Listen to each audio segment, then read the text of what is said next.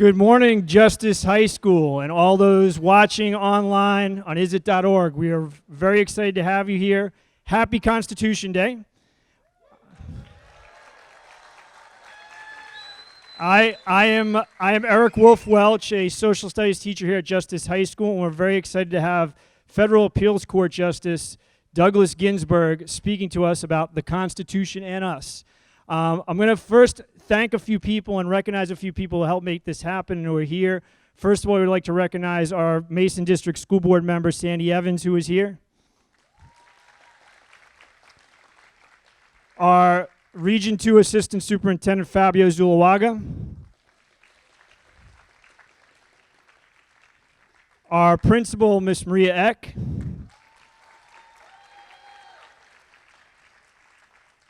Craig Perrier, our Social Studies Coordinator for Fairfax County.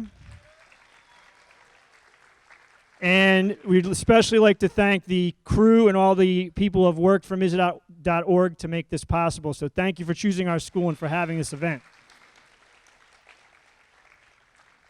Judge Douglas Ginsburg has been a federal appeals court judge for over 30 years. He has a vast experience, obviously, in hearing cases and deciding things on the Constitution. He's one of the leading experts in our country on the U.S. Constitution.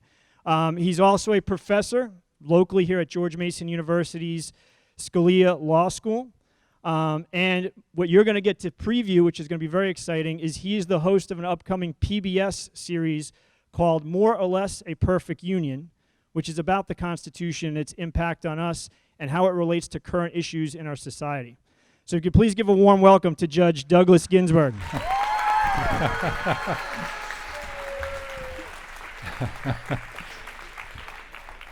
Thank you, Eric. Well, just as Eric said, there's an upcoming PBS series will be out in January or February, but isit.org is developing materials for use in civics and government and history classes, based on, in part, based on excerpts from the TV show, and I'm going to show you a few of those. Well, a couple of them. So I'm going to say something first, which may repeat it as last. It's the thing I most want you to remember, and that is that the Constitution is the law that governs those who govern us. It doesn't govern us, it governs those who govern us. Relations among private parties are not in any way affected by the Constitution. It's our relationship to the government. And by the government, it's at all levels of government. The national government in Washington, the state, the county, the school board. Those are all parts of the government that are constrained by the Constitution, and what they can do that affects us. So I'm going to show you a little clip about a debate over how to read the Constitution. And by that I mean there is a serious division of opinion, and has been for, at least since 1985, on whether the Constitution should be understood in the way that it was understood by the people who wrote it and the people in the states who ratified it, as opposed to being something that can be reshaped by the courts in order to meet what the courts think are contemporary needs that were not adequately addressed in the Constitution itself. The first view is called Originalism. The second, the Living Constitution view. This division can be found in law schools among the law professors. It can be found among judges and the justices of the Supreme Court as well. To a large degree, well, it is a matter of degree. There isn't anyone that I know of who thinks that every question can be answered by ascertaining the original understanding of the phrase or clause of the Constitution that's being disputed. And I don't think there's anyone who seriously would begin to resolve a constitutional question without starting by looking at the phrase in the Constitution and something about the background. Now, the Constitution was drafted by delegates from the states, about half, maybe a little over half of whom were lawyers. And the others were generally well versed in the common law of England and of the states. And the phrases that they used were very often, the great number of them, were phrases that had been used in legal documents and in court decisions before and had a meaning, had acquired a meaning that was being invoked by the framers of the Constitution. Others did not. Some of those clauses had to be fashioned from whole cloth. It's easier, of course, to discern what the meaning was if the phrase like habeas corpus or due process had an historic meaning, had been used in documents and English statutes and so on, than it is if the phrase was fashioned for the occasion. This debate ends up, or the resolution of it, and how you think about it, determines what the role of courts is in our society. Is it the role of the Supreme Court, or more particularly of 5 justices constituting the majority in any one case, to revise the Constitution as they go along? Or is that something reserved to the amendment process that was provided by the framers in Article 5? It's an arduous process to amend the Constitution, and that makes the temptation to amend it incrementally by judicial decision even more compelling. But that doesn't make it any more or less legitimate. I think we should, I think I'll tell you a little bit of background before I show you the tape on the debate. Bear in mind that when we now call them the framers, came together to fashion the Constitution in Philadelphia in 1787, they brought with them some important lifetime experience. They had lived through about 30 years of increasingly intolerable limitations on their rights being imposed by the government in London.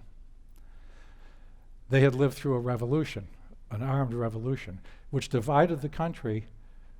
At least a third of the population did not think we should become an independent country. Ben Franklin's son was the governor of New Jersey. He was a loyalist. He ended up being in jail during part of the revolution, fleeing, and ultimately fleeing to London, where he lived the rest of his life, totally estranged from his father. It divided families and communities, and there were outrages on both sides, what we would probably today call violations of human rights or war crimes. And it went on for 10 years, or almost. And what came out of that was the framers' first attempt, a different group of people, a lot of overlap, their first attempt to create a government, and it failed miserably. The Articles of Confederation. The Articles of Confederation were inadequate because they didn't create a strong enough central government. The framers were absolutely determined not to recreate a government capable of oppressing people that they had just thrown off with a revolution. So they created a central government that couldn't defend the country, that couldn't impose taxes, that couldn't support an army, that depended upon the states voluntarily doing that for it. And this was not adequate to protect what in the Declaration they had called our unalienable rights, with which they said all men are endowed by their Creator. Shays' Rebellion in Massachusetts over taxation and the failure for the War of Independence veterans to get their pensions proved the inadequacy of the Articles. The government could not put it down. It was funded, putting it down was funded privately. So they knew something had to be done. Also, our shipping was preyed upon by both France and England in their dispute. We couldn't defend ourselves against that, and the economy was a wreck. The economy was a wreck because each of the states, acting as a sovereign, was protecting its own commerce against that of its neighbors and the other states. So there were tariffs at the borders from one state to another, prohibitions on importing things, prohibition on somebody from a different state fishing in our state's waters. So all of the possible benefits of a single market were lost. Each state was issuing its own money. The money wasn't usable or acceptable sometimes in the neighboring states. So it was a very inefficient, impoverishing situation for an economy. So their task the second time around was to create a government that was strong enough, that had the power to tax, that had the ability to raise an army, and to create a single market instead of a bunch of squabbling states impeding trade. But at the same time, it had to be a government that would not have the power to oppress the people. This divided the sentiments of the delegates and of the population between Federalists and Anti-Federalists. Federalists wanting to have more power in the central government. Alexander Hamilton was a leading example. And Anti-Federalists who were very concerned about creating too strong a federal government, well exemplified by George Mason of Virginia. Indeed, when they finally did get a constitution, Mason refused to sign it because it didn't have a Bill of Rights. We'll come to that. So they created it, and they set in motion a process that's lasted us about 240 years. Seems to be stable and going strong, but one in which in which the Constitution has been changed significantly by the Supreme Court over the years. In some respects, any individual would like some of the results and not like some of the others, but these innovations are just that, innovations. Let's roll that first tape and get a sense of the debate.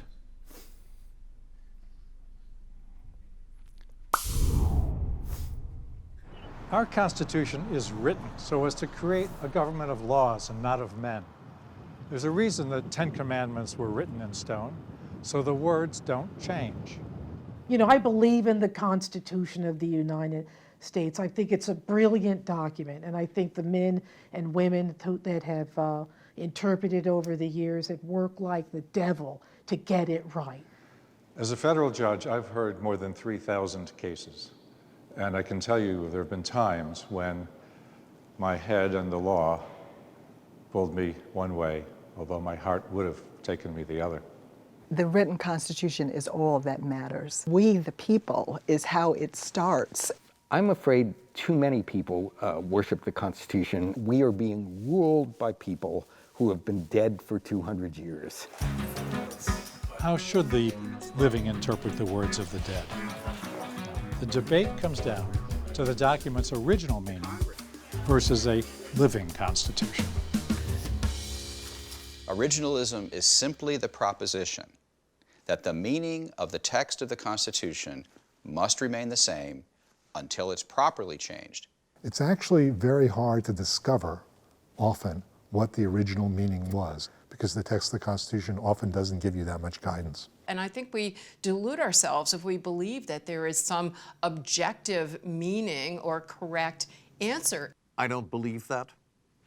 If that's true, I can't see the point of having a written Constitution in the first place. I'm one of the living guys. I believe that the Constitution is ever evolving. There are going to be circumstances where we have to interpret the meaning of a word. I happen to be fairly limited in how far I'm willing to go. But originalism does not say, and stick with that through eternity. Article 5 of the Constitution specifically contemplated that the Constitution could and should be amended. The problem is the Article 5 amendment process is extremely difficult. It's very, very hard.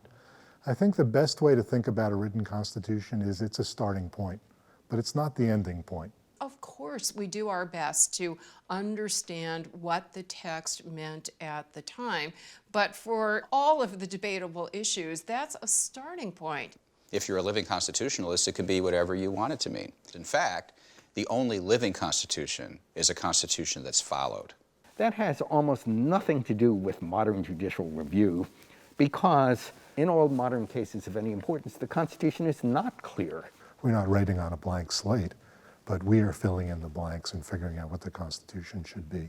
The Constitution does evolve, but it evolves slowly, it evolves with the time, it needs to be tweaked. All of us agree that the Constitution should be updated. What we disagree on is who is to do the updating. That's what the political process is for, to resolve those difficult questions. The last people you want to be changing that document are judges. The judiciary is not licensed by the Constitution to add to or subtract from the text of the Constitution. What the Supreme Court says it means is not actually the Constitution. The Constitution is the Constitution.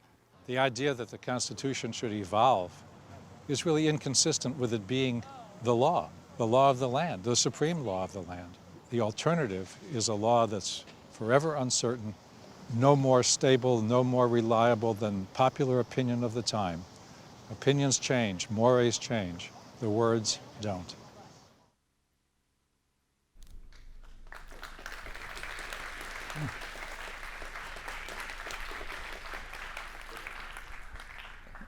Notice two things about what Professor Strauss said. One, it's often not possible to discern the original meaning. That doesn't mean that we shouldn't be trying. But he would more or less give up on that enterprise. And second, he said, so that we get so that we interpret it as the Constitution should be. So it either is or it isn't.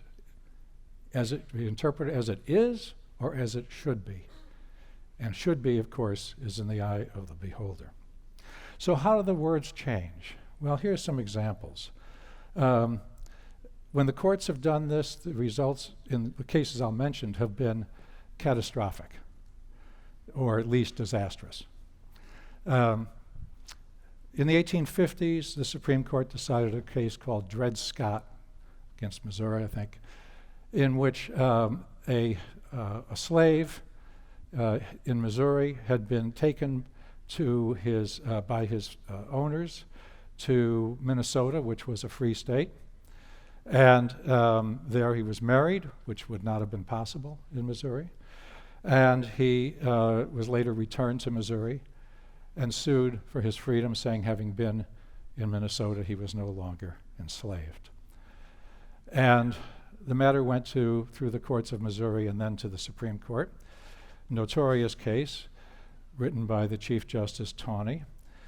And he took the occasion to say that the Constitution creates a right to own slaves and that African Americans could never become citizens. This helped precipitate the Civil War. Certainly didn't make things easier. It made them a lot more difficult.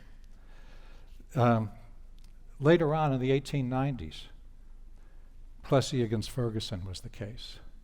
And the question was whether it was lawful for Louisiana to require a railroad, and of course many other places of accommodation, to segregate whites and non-whites. Homer Plessy was an African American who could easily pass for white. He went and sat in the white car where he was arrested. He was asked, are you of a white race? He said no. He was arrested and convicted of an offense and appealed that of conviction. Now, the railroad was in on this because it was just expensive to them to have run two different cars where they could have run one and be switching cars all the time. The conductor who asked the question was in on it. The policeman who did the arrest was in on it. They were all trying to get a test case to overturn this law. And as the question was formulated in the Supreme Court, it was whether separate facilities, even if equal, was a violation of the guarantee of equal protection of the law. And the Supreme Court said, yes, separate but equal is fine. It's not a violation of the law. The Constitution says equal protection. Separation and equal protection still provides equal protection, equal treatment. That lasted for 75 years. That continued segregation that had been the legacy of the Civil War, the result of the Civil, not the result, but what followed the Civil War through the black codes and Jim Crow laws in the South, and turned it into law of the nation for another 75 years until 1954, when the Supreme Court decided that separate is inherently not equal. Now, if you look at the Constitution, think about Dred Scott's case, the first one. The word slave is never in there. There is no right to own a slave. There is a right to own property.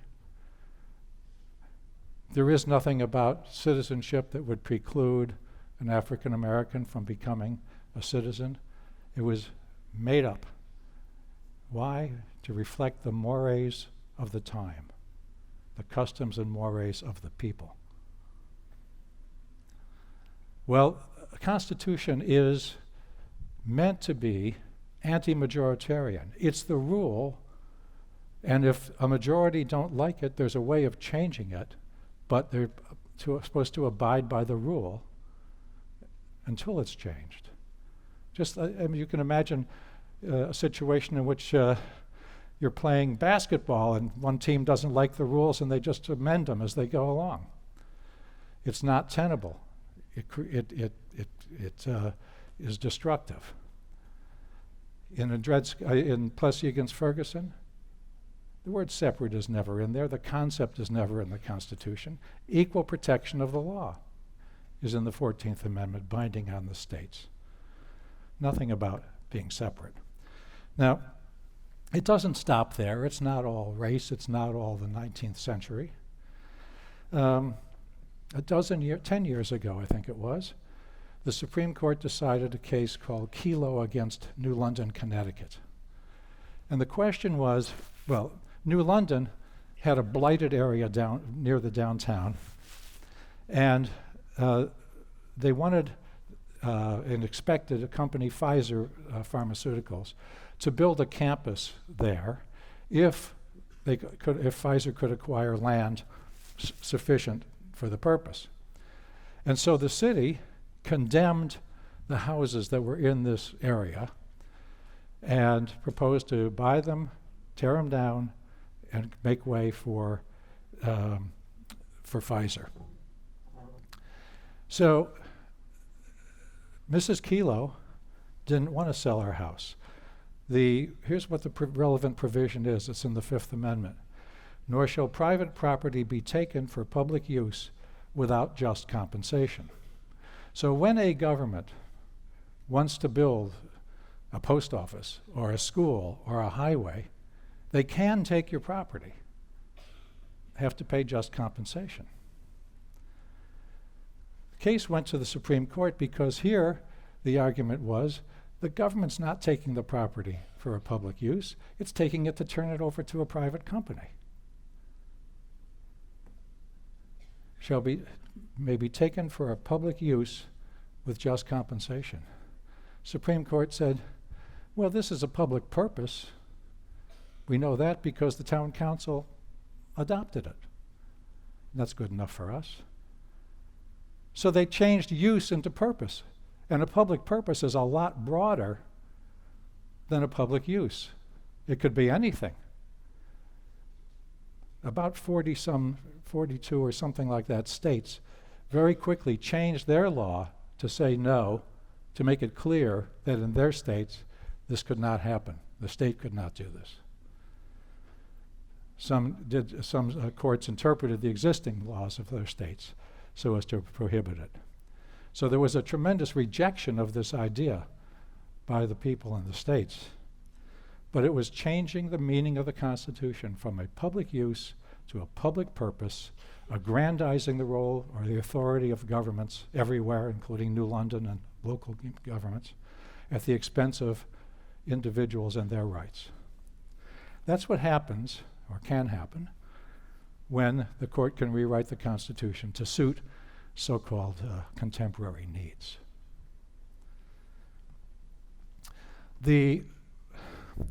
One of the most important provisions in the Constitution, in Article 1, I think Section 8, authorizes the Congress to regulate interstate commerce and commerce with the Indians and foreign nations. And so, in the early days of the Republic, the Congress regulated interstate ferry boats that went from New York to New Jersey. New Jersey and New York each have an interest in this. They could have formed a compact, by the way, they now have, called the New York Port Authority. But at the time they had not, and so the Congress regulated that interstate transportation. Interstate commerce is a pretty easily understood concept. In fact, I'll show you a clip on it in just a minute. But the Supreme Court in 1937 or so said, well, I should say before that, they said, okay, you can regulate ports, because ports are sort of instrumentalities of interstate commerce. So not just the ferry, not just the railroad that crosses state lines, but the port as well. But in 1937, they rewrote it. And they said, the federal government has the authority to regulate matters affecting commerce. Let's see what happened. Roll the tape, please.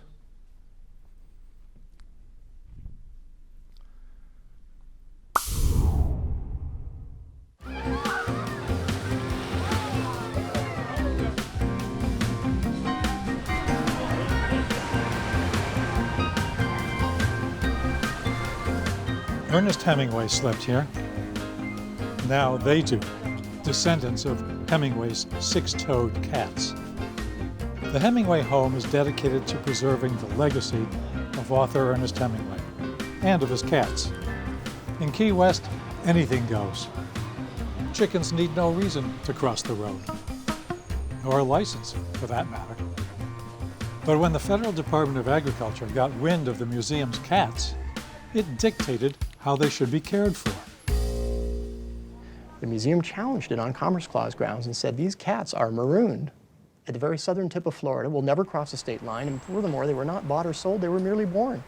To the framers, commerce meant I send something to you in Boston when I'm in New York. That was interstate commerce of the kind that could be regulated.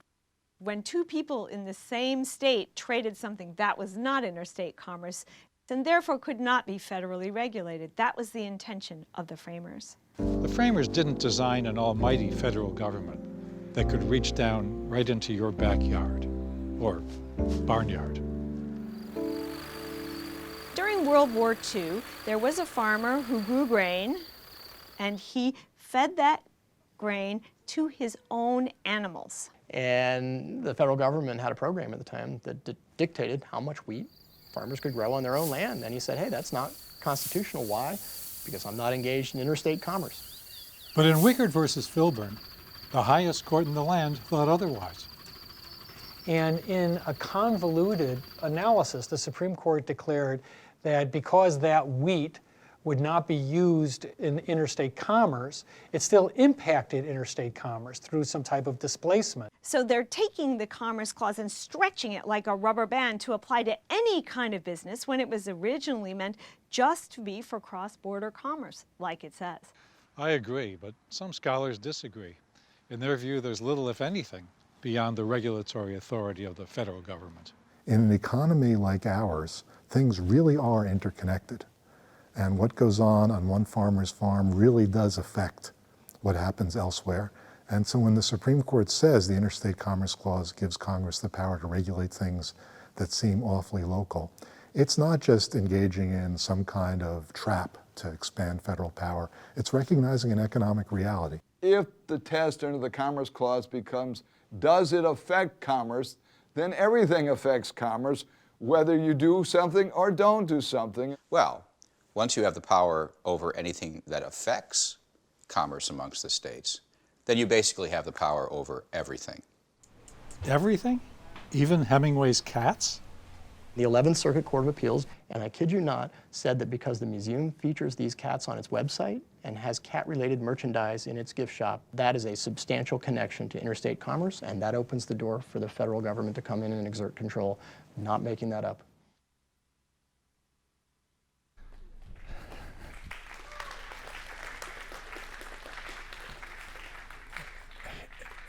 He didn't make it up, but somebody did.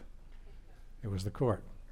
So this is what happens when the court can play fast and loose with the terms instead of adhering to what was the original meaning of them.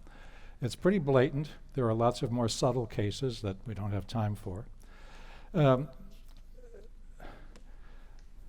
Today, well, originally the design of the Constitution with the three branches was meant to protect the liberties of the people, because each branch would be constraining the other, limiting it, keeping it within its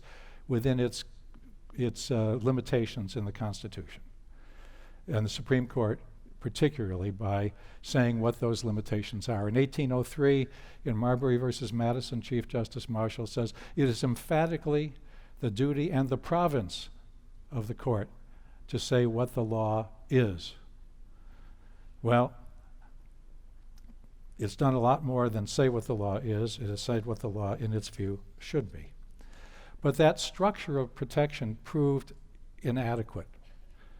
And it was with great prescience that some of the framers and the Anti-Federalists together insisted that there be a Bill of Rights. It wasn't in the original Constitution.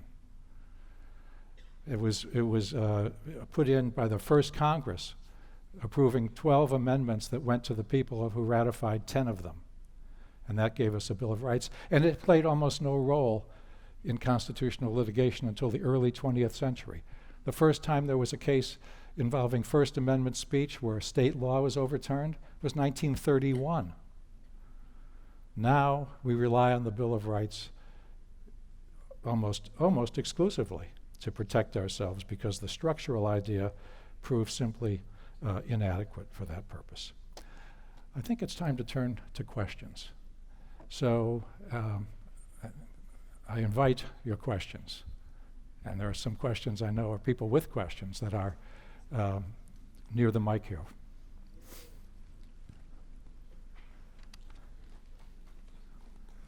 You may be familiar with the Supreme Court case last spring over the World War I memorial in Maryland that is a cross. We did a mock trial in that case in our government class last year, and I'm curious how you as a judge determine freedom of religion decisions and whether things like the Establishment Clause or Free Exercise Clause are being violated. So that was a case in which there was a large cross in the middle of the highway in Maryland. It hadn't been a highway originally when the cross was placed there. And the question was whether that constituted an establishment of religion. Now, an established religion is the religion of the state. Right? And when the Constitution was passed, it didn't address this. When the Bill of Rights came along in the First Amendment, it says that Congress may not do anything to establish a church or to inhibit the free exercise of religion by individuals. We had an established church here in Virginia until I think 1819.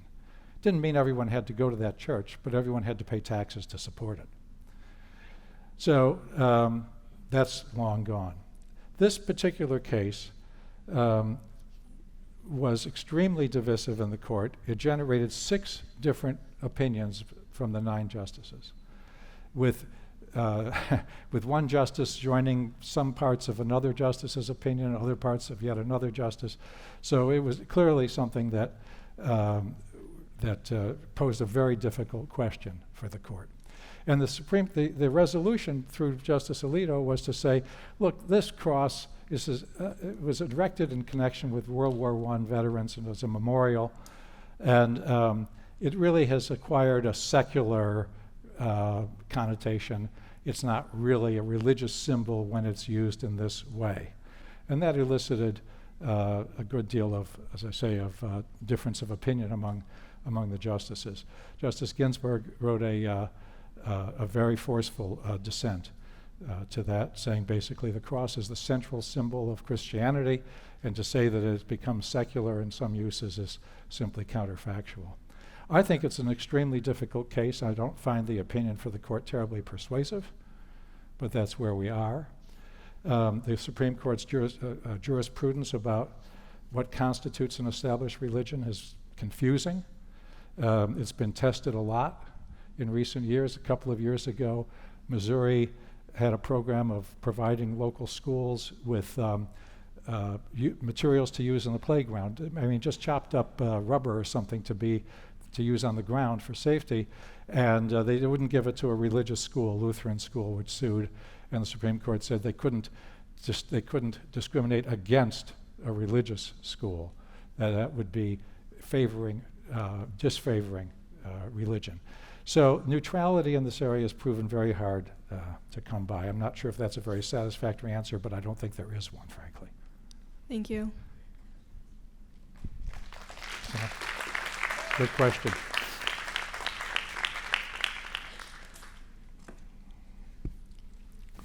Gun violence has become a major problem in our country. Is there some way to put limits on guns without violating the Second Amendment? Or will any laws that put restrictions on guns be overturned by courts that say such laws violate the Second Amendment? I think it was 2011, the Supreme Court, maybe a little earlier, decided this case Heller against the District of Columbia, saying that the prohibition on possessing firearms in the district was a violation of the individual right in the Second Amendment to keep and bear arms. And since then, of course, there have been quite a number of cases around the country testing whether one restriction or another is valid. The Supreme Court itself anticipated that to the extent of saying, look, long-standing regulations affecting firearms are not drawn into question by this decision. The fact that they're long-standing shows that they've been endorsed by the people, that they reflect a sensible resolution. Query whether that's always true. But it said directly, limitations on minors and on lunatics and so on having guns is perfectly reasonable, bringing them into public buildings. So since then, DC passed a new statute. I was on the panel that heard the constitutional challenge to that, and it was a very complicated statute in the sense that it had a lot of different provisions. And I wrote the opinion for the court, and we upheld some of those restrictions and not others. So the requirement to register a gun was upheld. The requirement to take an eyesight test in order to lawfully have the gun seemed to be no more onerous than the driver's license test. On the other hand, some of the provisions seemed to be meant to serve no purpose other than to make it difficult and to discourage people from coming and registering, possessing and registering a gun. So the courts are distinguishing among them. The Ninth Circuit had a case in California involving a law that local ordinance that prohibited bringing the guns on the county fairgrounds, and that was upheld. Another one prohibited possession of a gun with the serial numbers filed off. That was upheld.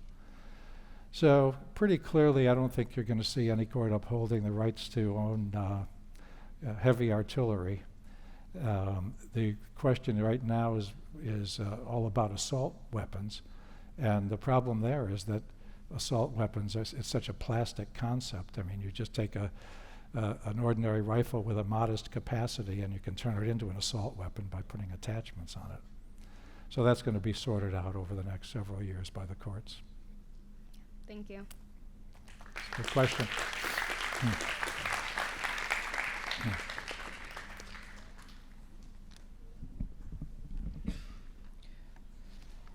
How do we determine the Fourth Amendment's protection for our privacy with new technology and immense sharing of information, as well as the increased pressure for security to protect us from things like terrorism and mass shootings?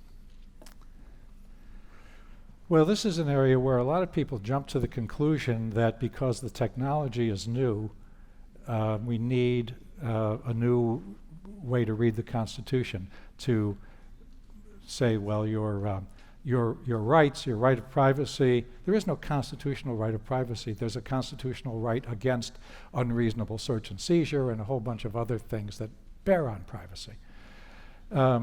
So it's tempting to say, oh, well, it has to be updated to reflect the new technologies. But the principles underlying the Fourth Amendment, for instance, on search and seizure are applicable to a change in technology that shouldn't really be thought to affect anything. I had a case in which the police put a GPS on someone's car and tracked their movements for 28 days, and then used the evidence of where they were when various drug transactions went down to convict him of complicity in the drug transactions. He never had any money or drugs found on him. And we reversed that conviction and said, look, you didn't get a warrant. The police didn't get a warrant to put this GPS on the car. So the question is, well, did they need to get a warrant? Was it a search or was it a seizure? Or neither, in which case they wouldn't need a warrant. And we said, look, this was a search. This was a search that revealed a great deal about somebody. They had a reasonable expectation of privacy that cannot be invaded without a probable cause in which a judge issues a warrant. And so reversed the conviction. And the Supreme Court affirmed that 9-0, but on two different theories. Justice Scalia saying, well, it was a search because they invaded his property, and the text of the Fourth Amendment says his personal effects, and this is one of his personal effects. And Justice Alito, for 4 others, saying it violated the Fourth Amendment for the reason that I had given, that he had a reasonable expectation of privacy. Now it's come up with cell phone towers. You know, the cell phone towers track your location. If you have a phone, every about 100 times a day, a tower will identify that you were within its range. And so if the police have access to that information, it's a very powerful invasion of your privacy in terms of tracking your every movement. Not unlike some of the things going on in China now, where surveillance is becoming ubiquitous, state surveillance.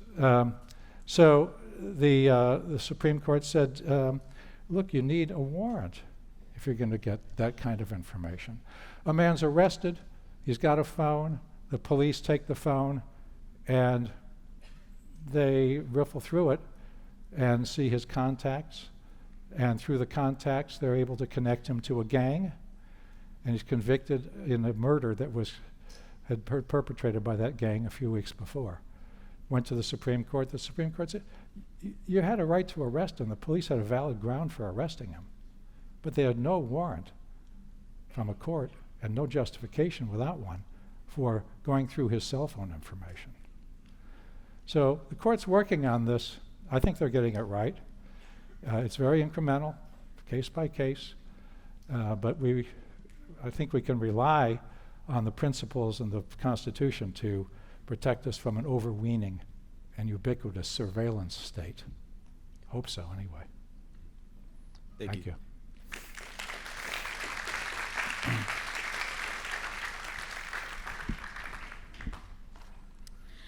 Why did you decide to pursue a career in law, and what advice would you give to any of us who may want to become a lawyer or judge like you?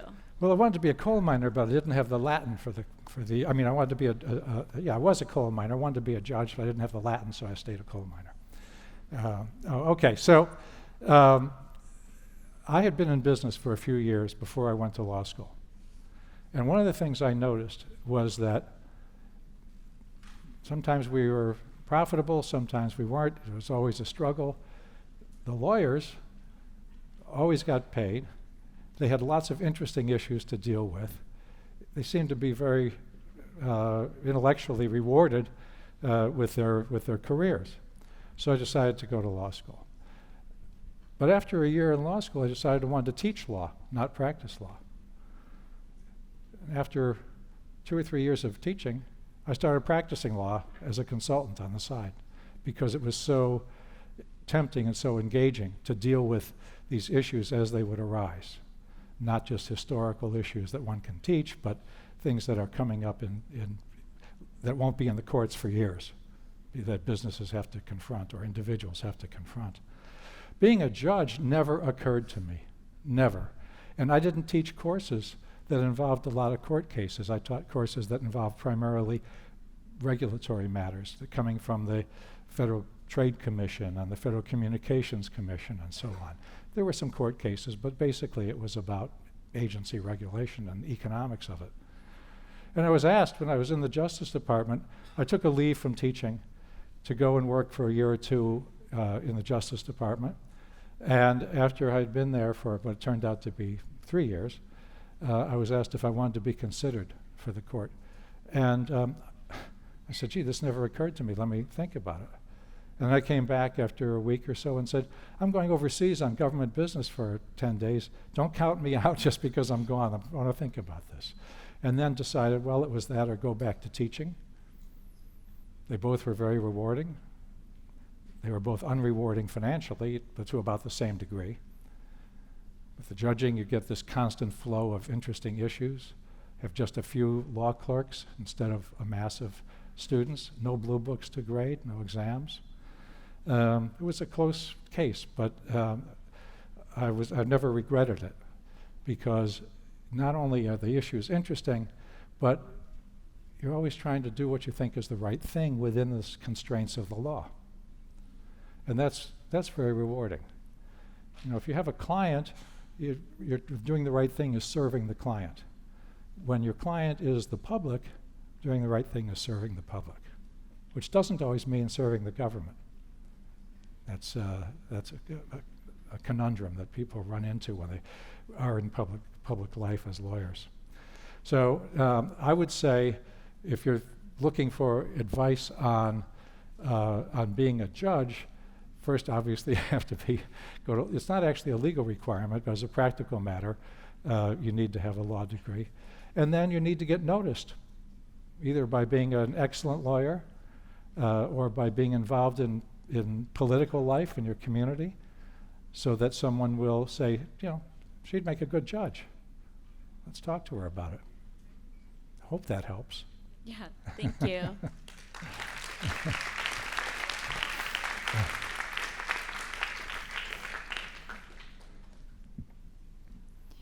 I'm doing my IB extended essay, a research project, on whether or not due process rights apply to non-citizens, such as undocumented immigrants. I'm curious what your views are on this issue. To what extent is a non-citizen guaranteed due process rights under the Constitution, and what type of things would be a violation of those rights? Well, the question specifically is about a non-citizen. Right? A citizen, though, or a non-citizen, is a person, correct? And the Constitution provides that neither Congress nor state may deprive a person of due process. So I don't see any basis for distinguishing between a citizen and a non-citizen at least inside the United States. Now, this has been tested to some degree from the Guantanamo cases of people detained at Guantanamo Bay in the last 18 years. And the leading case that went to the Supreme Court, a case called Boumidienne, involved a foreign enemy combatant. And the question wasn't exactly due process, but it was close. It was what he was confined in Guantanamo. There were volunteer lawyers representing each of the detainees. And they filed a petition for habeas corpus. In other words, asking a court to demand that they be brought into the court and that the government justify their detention. And the Supreme Court said these are foreigners, enemies of the United States, that they were entitled to a writ of habeas corpus, to petition for a writ of habeas corpus. It's hard to imagine that they wouldn't be entitled also to due process protections if they got to court.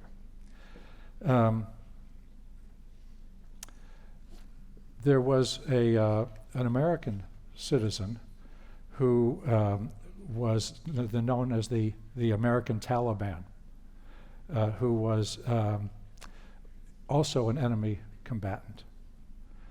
And the court said he was entitled to due process. So that's not a foreigner, but it's somebody who has allied himself with a foreign power, again, hostile to the United States, enough to lose his citizenship, but he's still a citizen now. He's entitled to due process. So there's some unanswered questions there, but that's as much as we know thus far.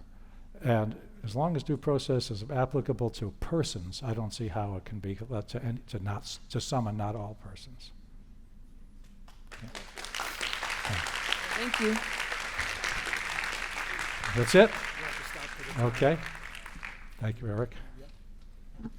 I'd like again for us to give a big thank you to Judge Ginsburg. I'm going to think it's very appropriate at Justice High School that we would give you a justice shirt as a justice. So you're now part of the Justice Rules family. So thank you very much again.